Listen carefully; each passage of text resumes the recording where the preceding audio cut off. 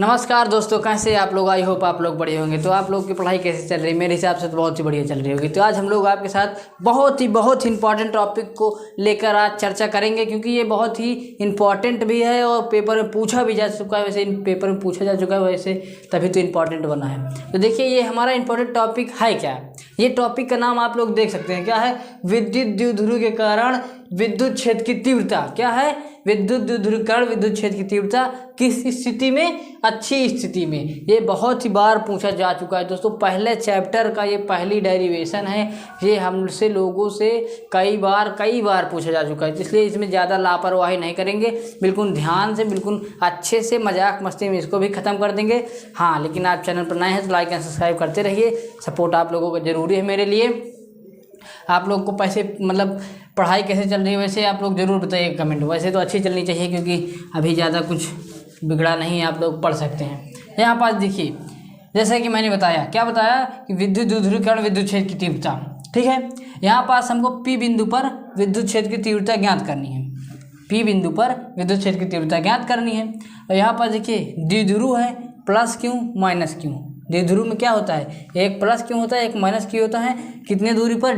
2D दूरी पर, या फिर 2L दूरी भी होता है। तो मैं 2D यहाँ पर 2D यहाँ पास माना हूँ। ठीक है, यहाँ पर देखिए, यहाँ से यहाँ तक वो बिंदु बिल्कुल मध्य में है, बिल्कुल बीच में है। तो यहाँ पर D है, मतलब 2D है। तो यहाँ पास आधी D।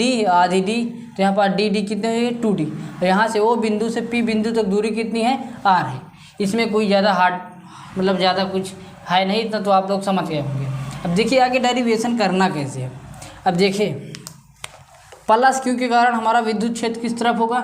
बाहर की ओर होगा। यहाँ पास कितना? इलेक्ट्रिसिटी जो है प्लस क्यू के कारण बाहर की ओर होगी। लेकिन जो माइनस के कारण, ये जो माइनस है, यहाँ पास माइनस क्यू है, इसके कारण किस तरफ होगा? अंदर की ओर होगा। यहाँ पास ई जो है विद्युत क्षेत्र जो है, विद्युत क्षेत्र अंदर की ओर होगा माइनस क्यू के कारण। अब देखिए, विद्युत क्षेत्र का आप लोग फार्मूला जानते हैं। ई इक्वल टू क्या होता है? 1/4 pi epsilon nought Q upon R का स्क्वायर। ये होता है सूत्र। अब आगे देखिए, यहाँ पास करना क्या है। कपड़ा से थोड़ा रफ कर दें इसे। अब आगे देखिए, अब हम लोग क्या लिखेंगे? यहाँ पास प्लस क्यू के कारण लिखेंगे विद्युत क्षेत्र की तीव्रता, उसके बाद हम लोग लिखेंगे माइनस क्यू के कारण विद्युत क्षेत्र की तीव्रता, उसके बाद हम देखेंगे कुल विद्युत क्षेत्र की तीव्रता, यानी कि यहाँ पास विद्युत क्षेत्र की तीव्रता बचती कितनी है। ठीक है, इस प्रकार से हम उसका अपना सिद्ध कर लेंगे। तो देखिए, बिल्कुल से आसान है, इसमें कुछ है नहीं है। यहाँ पास प्लस क्यू के कारण, कैसे? प्लस क्यू के कारण विद्युत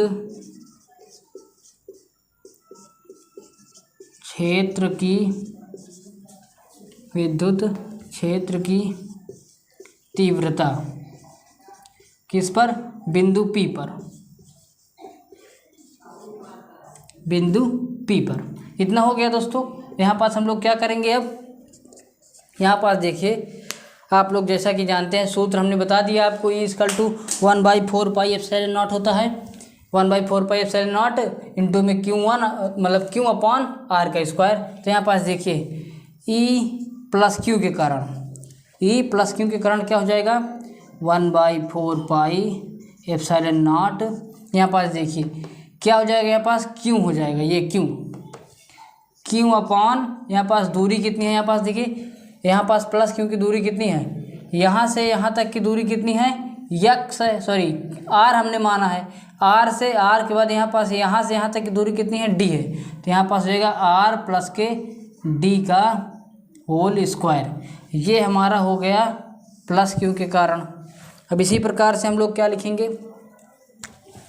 यहाँ पास आगे लिखेंगे माइनस क्यू के कारण विद्युत क्षेत्र की तीव्रता। ठीक है, बिंदु P पर ही तो हमको लोग को विद्युत क्षेत्र की तीव्रता ज्ञात करनी है। अब देखिए यहाँ पास क्या होगा? E है माइनस क्यू के कारण, E यहाँ पास सफ़ा ई जो है मतलब विद्युत क्षेत्र माइनस क्यू के कारण ज्ञात करने हैं। इस प्रकार आप लिख दीजिएगा, क्योंकि जो स्टेप बाय स्टेप आप अच्छे से लिखेंगे तो आपको नंबर जो है एग्जामिनर अच्छे से देगा, इसलिए उसमें कोई नंबर कटने वाला नहीं है अगर आप इस प्रकार से लिखते हैं। तो यहाँ पास ई मतलब इलेक्ट्रिक सीट मतलब सॉरी क्या है यहाँ पास विद्युत क्षेत्र माइनस क्यू के कारण क्या हो जाएगा 1/4 पाई एप्सिलॉन नॉट क्यों हो जाएगा। देखिए साइन यहाँ पास नहीं आता कि आप यहाँ पास माइनस क्यों लिख दीजिए, यहाँ पास साइन नहीं उतरता है, ठीक है। उसके बाद यहाँ पास क्या हो जाएगा आर, यहाँ पास मतलब दूरी क्या हो जाएगी, दूरी यहाँ पास देखिए यहाँ से यहाँ तक की दूरी कितनी है आर है, अब यहाँ से यहाँ तक की दूरी कितनी है डी है। जब हम आर में से डी को घटा देंगे, आप सोचिए यहाँ पास आर में से हम जब डी को घटा देंगे तो हमको यहाँ से यहाँ तक की दूरी मिल जाएगी, ठीक है ना। तो यहाँ पास हम क्या लिख देंगे आर माइनस डी का होल स्क्वायर। अब देखिए ये हमारा क्या हो गया, ये हमारा हो गया माइनस क्यू के कारण। आप लोग इसको याद करके रखिएगा, क्योंकि ये दोनों में इसको रफ करने जा रहा हूँ। अगर आप लोग लिख रहे हैं स्क्रीनशॉट भी ले सकते हैं, अपने कॉपी पर लिख भी सकते हैं वीडियो को पुश करके। यहाँ तक हो गया। अब मैं इसको रफ करके दूसरा हेडिंग डालूँ, मतलब दूसरा लिखूँ। अब यहाँ पास देखिए अब क्या होगा, हमने ज्ञात कर लिया प्लस क्यू के कारण माइनस क्यू के कारण, विद्युत क्षेत्र प्लस क्यू के कारण इधर, माइनस क्यू के कारण इधर। अब आगे क्या करते हैं, इसमें आगे सिंपल सा और थोड़ा सा है बस ख़त्म हो जाएगा। बहुत ही अच्छा डेरिवेशन है, इसमें ज़्यादा कोई उसमें मेहनत करने वाली बात नहीं है। आप थोड़ा थोड़ा समझेंगे ना तो आपको बहुत आसान लगेगा। अब देखिए यहाँ पास क्या होता है, यहाँ पास देखिए बिंदु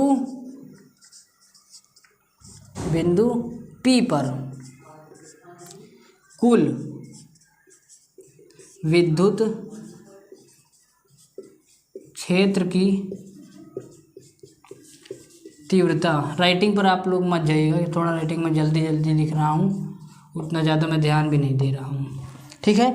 बिंदु P पर कुल विद्युत क्षेत्र की तीव्रता कैसे निकालेंगे, देखिए यहाँ पास देखिए एक डायरेक्शन इधर है, एक डायरेक्शन इधर है। अब एक डायरेक्शन इधर, एक डायरेक्शन इधर, अगर दोनों उधर ही होती तो प्लस कर देते, मतलब कि जुड़ जाती।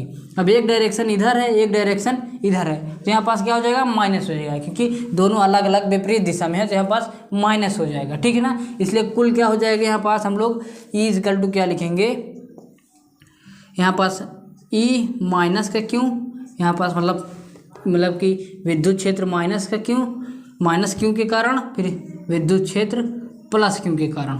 अब आप लोग कह रहे होंगे मैं माइनस का क्यों पहले क्यों लिखा हूँ, प्लस के क्यों पहले क्यों नहीं लिखा हूँ। देखिए हम लोगों ने अभी आपको क्या बताया, हम लोगों ने एक सिंपल सा अपना इलेक्ट्रिक मतलब विद्युत क्षेत्र निकाला, ई प्लस क्यू के कारण हमने क्या निकाला था 1/4 पाई, मैं यहाँ पास के लिख दे रहा हूँ सीधा सा, के क्यू अपॉन आर प्लस के क्या है डी का होल स्क्वायर।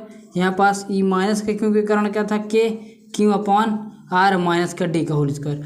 आप लोग जानते हैं कि जब प्लस हो जाएगा मतलब ये जुड़ जाएगा, मतलब कोई भी संख्या है यहाँ पास मान लीजिए, मतलब यहाँ पास 4 बटे यहाँ पास 1 और ये 3 है, तो कितना हो जाएगा 4 बटे यहाँ पास हो जाएगा 4, तो हम काटेंगे कितना आएगा 1 आ जाएगा, ठीक है। यहाँ पर देखिए 4 बटे में मान लूँ 1 माइनस का यहाँ पास 3 आगे रख लेता हूँ जिससे माइनस बनाए, 3 माइनस का 1, तो यहाँ पास कितना आएगा 4/2, 2 दूनी 4। यहाँ पास आप लोग देखिए माइनस जिसमें लगा था, जिसके हर में माइनस था उसका क्या मतलब आंसर 2 आया है, मतलब कि अधिक आया, और जिसके हर में प्लस लगा था उसका आंसर 1 आया। यानी कि आप लोग समझ सकते हैं जब घट जाएगा यहाँ पास विद्युत क्षेत्र जब क्यू अपॉन आर माइनस की डी का होल स्क्वायर है, जब घट जाएगा तो इसका मान ज़्यादा आएगा, भाग देंगे तो ज़्यादा आएगा, जुड़ जाएगा तो भाग देंगे कम आएगा। इसलिए पहले हमने ज़्यादा वाले को लिखा, उसके बाद हमने कम वाले को लिखा, तो आप लोग यहाँ पास समझ लीजिए, ठीक है ना। इसलिए हमने कम वाला और ज़्यादा वाला, क्योंकि बहुत से बच्चे कन्फ्यूज हो जाते हैं कि हमने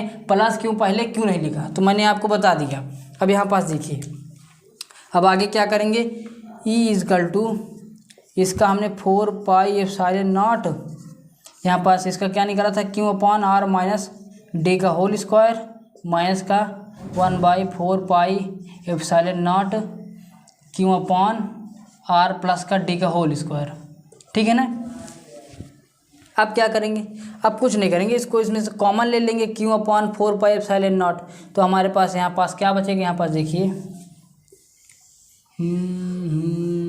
गाड़ी बन गई। यहाँ पर देखिए हम लोग जब क्या कॉमन लेंगे इसमें से, हम लोग यहाँ पास 1/E=Q/4πε0 कॉमन ले लेंगे। इसको जब हम लोग कॉमन ले लेंगे तो हमारे पास क्या बचेगा कोष्टक में, यहाँ पास कोष्टक में बचेगा 1/r-d² माइनस का 1/, माइनस इतना r+d²। ये बच गया। अब आगे क्या करेंगे, आगे के लिए हम लोग करेंगे E=Q/4πε0। यहाँ पास कोष्टक में इसका लासा लेंगे। कैसे लेंगे लासा, यहाँ पास हम लोगों को लासा जब आएगा r-d² एक बचेगा r+d²।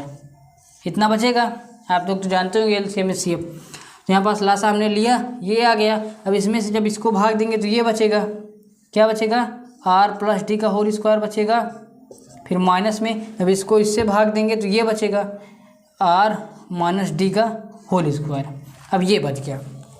मैं फिर रफ कर रहा हूँ, आप लोग इसको लिख सकते हैं क्योंकि बोर्ड में जगह कम है जैसा कि आप लोग देख सकते हैं, तो इसलिए मैं आपको रफ करके बार बार बता रहा हूँ। आप लोग इसका स्क्रीनशॉट या फिर अपना कॉपी पेन लिए हैं तो लिख सकते हैं। मैं इसको रफ करने वाला हूँ, इतना आप लोग याद रखिएगा, ठीक है ना। इसको मैं नहीं रफ करूँगा जिससे मुझको भी याद रहे। तो यहाँ पर ये हो गया है, हम अब इसको रफ कर दे रहे हैं जिससे कि आसानी हो आगे हल करने में। अब बस इसमें क्या है, थोड़ा सा हल करना ही है और कुछ बचा नहीं है अब इसमें।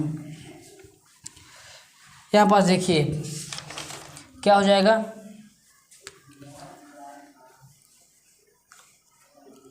E=, यहाँ पास देखिए हम इसको कॉमन ले लिए हैं। पहली बात Q/4πε0 तो हमारा कॉमन है। यहाँ पास कोष्टक में क्या बचा है, r-d² है, r+d² है। अब आप लोग देखेंगे यहाँ पास हम लोग a-b का, मैं ब्लू इंक का यूज कर रहा हूँ, कम चल रहा है ये। यहाँ पास देखिए a+b² माइनस a-b²। इसको सूत्र लगा के यहाँ पास हम इसको ओपन कर देंगे तो आगे हम इसको हल कर सकते हैं। यहाँ पास क्या हो जाएगा, a² + b², यहाँ पास प्लस 2ab 2rd हो जाएगा ना। यहाँ पास माइनस है, इसको कोष्टक में लेंगे a² minus plus b² minus 2ab, क्योंकि यहाँ पास क्या है हमारा, यहाँ पास हमारा माइनस है इसलिए यहाँ पास यहाँ पास r-d² है तो यहाँ पास माइनस आ गया। यहाँ पास इसको बीच में लिख दे रहे हैं, क्या हो जाएगा हमारा r-d² r+d²। अब आगे देखिए E=Q/4πε0। यहाँ पास देखिए, यहाँ पास हम लोग क्या कर सकते हैं, इसको माइनस को ओपन करेंगे यानी कि r² + d² प्लस 2rd। यहाँ पास माइनस खोलेंगे तो r² माइनस में हो जाएगा, प्लस माइनस का माइनस हो जाएगा 2, यहाँ पास माइनस हो जाएगा r माइनस के d², यहाँ पास माइनस माइनस प्लस हो जाएगा 2rd, ठीक है ना। अपॉन में जो हमारा लिख रहे हैं, इसको भी आप कैसे हल कर सकते हैं, जब आप लोग इसको हल करेंगे ना, हमारा आएगा a² माइनस b² पूरे का होल स्क्वायर। यहाँ पास देखिए a + b a - b, a का मान हमने ये मान लिया, b का मान ये मान लिया और उसका होल स्क्वायर यहाँ पास लगा था इसलिए हमने इसका होल स्क्वायर लगा दिया, ठीक है। यहाँ पास आप समझ गए हैं। अब आगे हम लोग क्या करेंगे, इसको अब रफ कर दे रहे हैं, इसका कोई काम ही नहीं है भैया। आप चलिए यहाँ से, अब ज़्यादा परेशान मत होइए, बहुत ही आसान सा है। आप लोग थोड़ा मेहनत करते रहिए और सपोर्ट भी। यहाँ पर देखिए अब आगे क्या करेंगे, Q/4πε0 भाई हटेगा नहीं, ढीठ आदमी है। यहाँ पास देखिए अब क्या करेंगे, यहाँ पास d² प्लस में d² माइनस में, r² प्लस में r² माइनस में, और यहाँ पास देखिए 2rd प्लस प्लस में तो यहाँ पास 4rd। ये भैया यहाँ पास अपॉन में जो था अपना क्या था, अपॉन में r² माइनस d² का होल स्क्वायर, ठीक है ना। ये कहाँ से आया आपको पता है, क्योंकि आप बहुत से बच्चे क्या करते हैं कि भैया यहाँ पास ये नहीं समझ में आया, जब आप लोग इसको हल करेंगे ना यही आएगा, ठीक है ना। क्योंकि यहाँ पास a - b का होल स्क्वायर है, a + b का होल स्क्वायर है, गुणे में है a - b, a + b का सूत्र आप जानते हैं, a² a - b कोष्टक में a + b, उसी वाले सूत्र से हमने इसको इस प्रकार से लिख दिया है। ज़्यादा परेशान मत होइए, आप इसको हल करेंगे ना तोड़कर तो बहुत ही आसानी से आप लोग समझ जाएंगे। अब आगे देखिए हम क्या करेंगे, यहाँ पास 4rd, अब इसको इसमें गुणा कर देंगे, ठीक है। यहाँ पास क्या करेंगे, ई इज इक्वल टू 1/4πε0 कर ले रहे हैं यहाँ पास से। यहाँ पास क्यों को जब इसे यहाँ पास दिखे, क्योंकि जब यहाँ पास गुणा करेंगे यहाँ पास 4RD क्यों हो जाएगा, अपॉन में क्या हो जाएगा R² माइनस D का स्क्वायर का होल स्क्वायर। यहाँ पास देखिए क्या होता है, जो D है उसको नगण्य कर दिया जाता है। नगण्य क्यों कर दिया जाता है, क्योंकि जो R है यहाँ से यहाँ तक की दूरी है ना, वो D यानी कि यहाँ से यहाँ तक D आप लोग जानते हैं बहुत छोटी दूरी होती है, क्योंकि द्विध्रुव जो है बहुत छोटी दूरी को कहते हैं। तो द्विध्रुव D बहुत ही छोटी दूरी है और R बहुत ही बड़ी दूरी है, तो R के मुकाबले ये D जो है बहुत छोटी दूरी है, तो इसको ना ही मान लेना हमारे लिए बेटर, यानी कि शून्य मान लेते हैं, बिल्कुल ना के बराबर मानते हैं। इसलिए यहाँ पास इसको हटा देते हैं। कैसे हटा देते हैं, यहाँ पास हम लोग लिखेंगे R जो है बहुत ही छोटा है D से, इस प्रकार से आप लिख सकते हैं। इसलिए R² एकदम से 4 बार छोटा है किससे, इससे। तो यहाँ पास हम क्या करेंगे, D² को नगण्य लेने पर, अब आप लोग देखिए यहाँ पास E इक्वल टू क्या हो जाएगा, यहाँ पास 1/4πε0 भैया रहेगा हमारा। यहाँ पास देखिए 4RD क्यों है, 4RD क्यों है, आप लोग जानते हैं द्विध्रुव का सूत्र क्या होता है। द्विध्रुव का सूत्र हमारा होता है 2DQ, 2DQ हुआ करता है, आप लोग जानते हैं, ठीक है। यहाँ पास देखिए, यहाँ पास हम 2DQ अलग कर लेंगे, यानी कि हम यहाँ पास बताने के लिए यहाँ अलग से लिख रहा हूँ। यहाँ पास हम 2DQ अलग कर लेंगे और 2R हमारा अलग रहेगा। गुणा करेंगे फिर हमारा वो हो जाएगा 2 दूनी 4, यहाँ पास DQR फिर वही आ जाएगा। तो इसलिए यहाँ पास हम लोग क्या लिखेंगे, 2DQ into 2R upon R का स्क्वायर का होल स्क्वायर, क्योंकि यहाँ पर D को हमने नगण्य कर दिया, बिल्कुल ख़त्म कर दिया है, ठीक है। अब आगे देखिए, यहाँ पास E इज इक्वल टू क्या हो जाएगा हमारा 1/4πε0। यहाँ पास हमारा क्या हो जाएगा, P हो जाएगा इंटू 2R हो जाएगा। यहाँ पास हमारा क्या बचेगा, R की पावर 4, ठीक है ना। यहाँ पास इसकी का गुणा हो जाएगा तो R का पावर 4 बचेगा। यहाँ पास आप लोग अलग से ऐसे लिख दीजिएगा, क्या लिख दीजिएगा कि यहाँ पास P is equal to 2DQ ये हो जाता है। अब मैं आप लोग इसका स्क्रीनशॉट ले लीजिए, मैं इसको इधर रफ करके उसको हल करने वाला हूँ। स्क्रीनशॉट या कॉपी पेन लिए हैं तो आप लोग रोक के आप देख भी सकते हैं, कोई ज़्यादा परेशानी वाली बात नहीं है। इसको मैं रफ करने जा रहा हूँ, देखिए। अब आगे देखिए क्या करेंगे हम लोग आगे करने वाले हैं। यहाँ पर जो ई था, E is equal to 1/4πε0 2PR था। यहाँ पास मैंने 2 को आगे लिख दिया, R की पावर 4 है, यहाँ पास R की पावर 4 है। तो यहाँ पास मैं क्या करूँगा, R की पावर 4 में से एक R को काट दूंगा, तो यहाँ पास हमारा क्या बचेगा 1/4πε0 2P अपॉन यहाँ पास R की पावर 3। यहाँ पास हमारा सूत्र यहाँ से प्राप्त हो जाता है, और अच्छी स्थिति में क्या प्राप्त हो जाता है 1/4πε0 2P अपॉन R की पावर क्यूब। आप लोग यहाँ पास जानते हैं E का मात्रक न्यूटन प्रति कूलम होता है, न्यूटन प्रति क्या होता है, कूलम होता है। यही हमारा क्या है, यही हमारा निरक्षीय स्थिति का फार्मूला हुआ करता है, ठीक है ना दोस्तों। इसमें ज़्यादा कोई बड़ी बात नहीं। हाँ, तो हमारी निरक्षीय स्थिति नहीं, सॉरी अच्छी स्थिति का, मैंने निरक्षीय स्थिति दूसरी वीडियो लाऊंगा आपको निरक्षीय स्थिति को इसी तरह बिल्कुल बेहतरीन से बताने वाला हूँ। लेकिन हाँ, आप लोग पढ़ाई में मेहनत करते रहिए। और देखिए यहाँ पास कोई मैंने बड़ा टॉपिक नहीं था, आप लोगों को थोड़ा समझने वाली टॉपिक था। आप लोग थोड़ा मेहनत करिए, इसको आप लोग रिवीजन पर रिवीजन करते रहिए, क्योंकि आप लोग अगर कोई बच्चा 20 दिन में 2 चैप्टर पढ़ रहा है, आप 20 दिन में 1 चैप्टर पढ़ के उसमें 2 बार रिवीजन कर रहे हैं ना, तो आप उससे ज़्यादा बेटर है, ठीक है ना। इसलिए मेहनत करते रहिए, रिवीजन आप जितना करेंगे उतने आपकी जो फिजिक्स है ना उतने ही मजबूत होती चली जाएगी। इसलिए मेहनत के साथ साथ इसको रिवीजन, मतलब आप पढ़ भी रहे हैं तो इसको 1 बार 2 बार हफ्ते में, महीने में रिवीजन कर लीजिए, क्योंकि ये इंपॉर्टेंट टॉपिक भी है दोस्तों, बहुत इंपॉर्टेंट टॉपिक। मैं इसको पहले चैप्टर का बहुत इंपॉर्टेंट टॉपिक इसलिए बता रहा हूँ क्योंकि ये पहले चैप्टर से अगर कोई क्वेश्चन पूछेगा ना तो यही डेरिवेशन आने वाली है। मैं इसमें श्योर हूँ कि 90% ये क्वेश्चन आने वाली है। तो हम लोग चलते हैं अब नेक्स्ट वीडियो में, आपको ज़बरदस्त वीडियो लाएंगे। जैसे कि ये एक ज़बरदस्त वीडियो थी, तब तक के लिए लाइक एंड सब्सक्राइब करते रहिए। मिलते हैं नेक्स्ट वीडियो में। जय हिंद, जय भारत।